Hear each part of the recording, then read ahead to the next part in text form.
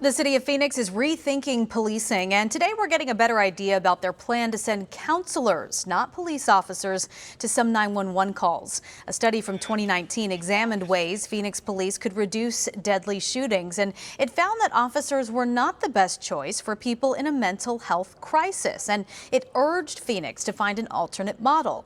Well, if the city council approves this $15 million proposal, the fire department's community advocacy program would expand its civilian team, adding experts from local behavioral health clinics.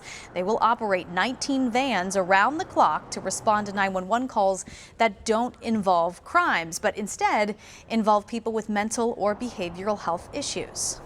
We want to connect people with a support system. In many cases, people need help both on the financial side as well as getting clinical help. And so we hope that we have a team of outside providers who can do a lot of the more long-term solutions.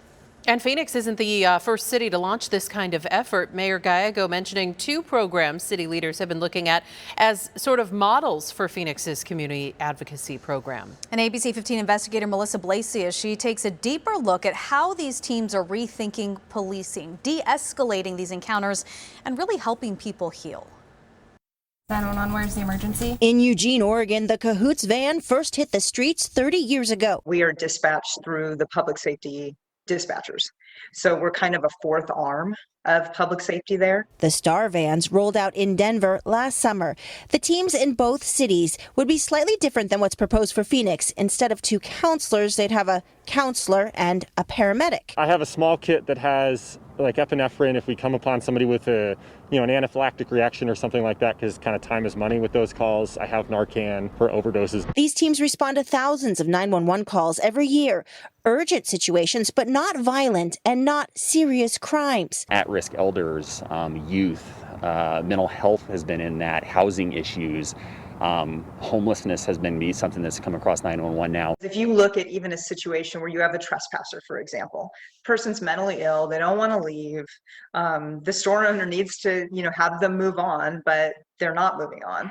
If we respond and we're able to create a plan that maybe they need to go for some food at the dining room, maybe they need some shelter options. Michelle Perrin with Cahoots says they work with clients on solutions, even giving rides to the shelter or the hospital.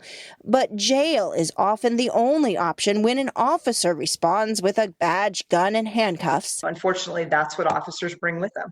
Is that authority, is that use of force. It often will escalate a situation just because of what policing represents. Phoenix's proposed program aims to reduce violent confrontations between police and people with mental health issues, but also to help find long-term treatment solutions for people in crisis. I think that once little by little, dispatch realizes that the community and officers are still going to be safe. Their crisis workers are still going to be safe.